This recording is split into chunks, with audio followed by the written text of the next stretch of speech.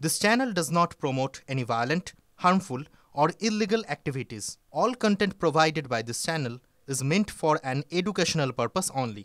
জামাল সর্দার কি ভাবছেন? সে তার এলাকায় একটা দাপট ছিল, এলাকার মানুষ তাকে শুধুমাত্র ভয় পেত না, নিজের পরিবারেও ত্রাস ছিল জামালের নামে রীতিমতো আতঙ্ক।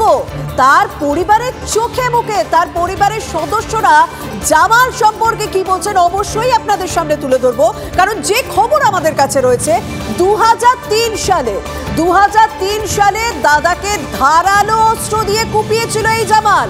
সেরকমই অভিযোগ উঠছে 2003 সালে নিজের দাদাকে ধারালো অস্ত্র দিয়ে কোপায় জামাল।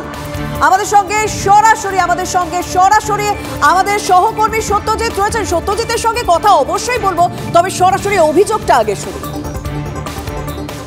আপনার হাতে একটা কাটার চিহ্ন দেখছিলাম, কিভাবে? 2003-এ আমার মার্ডার করে দেবে বলে চেষ্টা ছিল, সেই জন্য কম মেরেছে। 2005-এ বোনের বিয়েতে বোম মারে। 2005-এর পরে 6-এ আবার এই যমজ বাচ্চা, তখন ষষ্ঠী পুজো হয়নি, তখন আমার অ্যাসিড মারে। সেই অ্যাসিড ভাইজি, মায়ের, আমার ভাগনার গায়ে পড়ে। তারপরে একা ফের আবার প্রতিবাদ করে। তো এই একের পর এক থানা কোনো স্টেপ নেয় না, আইনে কোনো স্টেপ নেয় না, আমাদের পয়সার জোর নেই, আমাদের কোনো কিছুই নেই। না, বারবারই আপনাদের উপরে আক্রমণ কেন? আপনি অনেকগুলো 2003, 5, 6-এর কথা বলছেন, আপনাদের উপরে এত আক্রমণ ভাই হয়ে কেন করছিল? কি করে জানবো সেটা? হয়তো সম্পত্তির লোভে করছে, কি মার্ডার করে দিলে ওর লাভ হবে।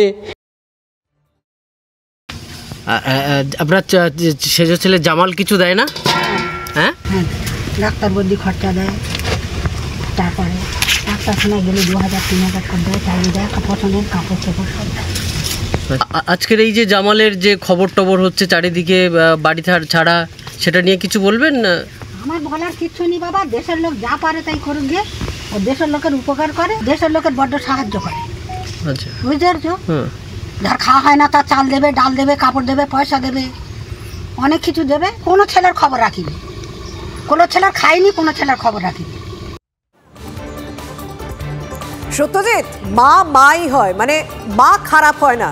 জামাল যতই খারাপ কাজ করুক, যত খারাপ অভিযোগ উঠুক, মা কিন্তু বলছেন তার ছেলে ভালো। কিন্তু মা কোথায় আছেন? জামাল কোথায় থাকে? তার বাড়ি আমরা টানা 2-3 দিন ধরে দেখিয়ে যাচ্ছি, আর মা এই জায়গা থাকে।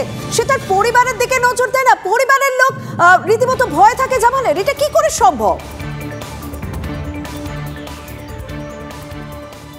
একেবারেই আমরাও যখন এই জামালের মা যেখানে থাকে সেখানে গেছি এবং সেখানকার পরিবেশ, সেই বাড়ির ছবি যখন আমরা করছিলাম, তখনই আমরা ভাবছিলাম যে জামালের এই বাড়ি, আমি সেই জামালের বাড়ির সামনেই দাঁড়িয়ে আছি, আর জামালের মা একটি বাঁশবাগানের ভিতরে প্লাস্টিকের ছাওয়া একটি বাড়িতে সে থাকে এবং তার দাদা বা অন্যান্য ভাইরা কোনো রকমে মাঠেতে চাষবাস করে সংসার চালায়।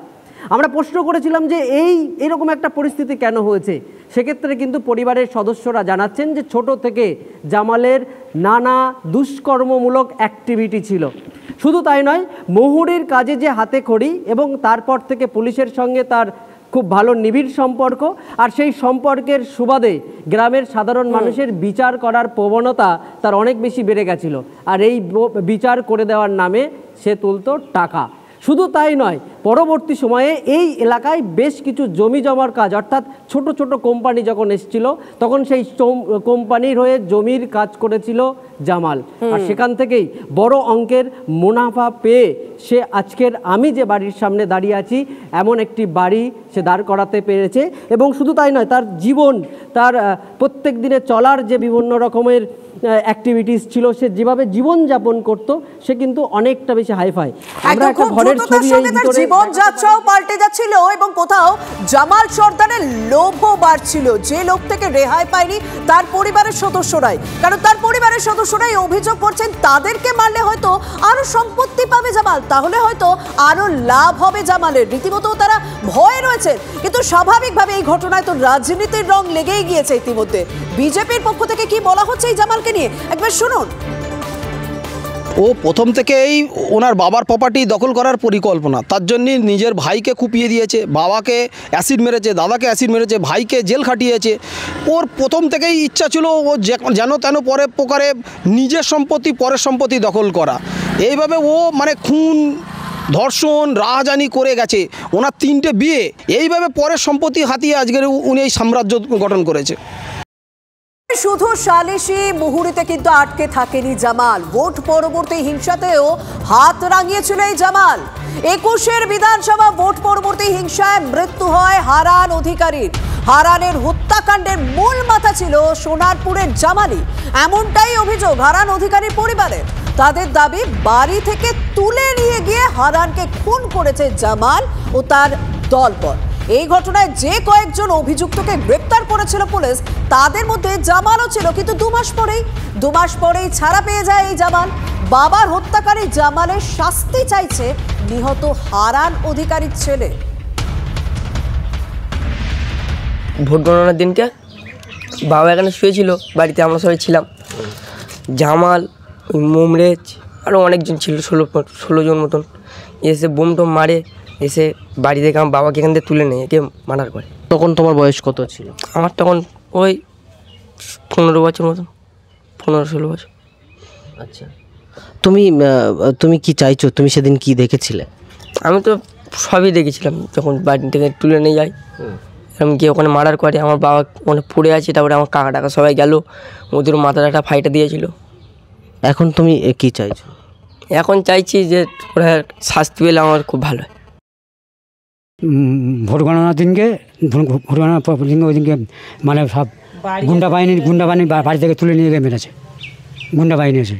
সেখানে জামাল ছিল? হ্যাঁ, জামাল ছিল। জামাল হচ্ছে মেন গোড়া। ও বাড়িতে সুযোগ টিভি দেখছিল, বাড়ি থেকে তুলে নিয়ে গিয়ে মানে মার্ডার করেছে। হ্যাঁ, এবারে আরও বলছে কি যে একজনের মার্ডার করছে, আবার ফের মার্ডার করবো, এরকম বলছে। আমাদের হুমকি দিচ্ছে।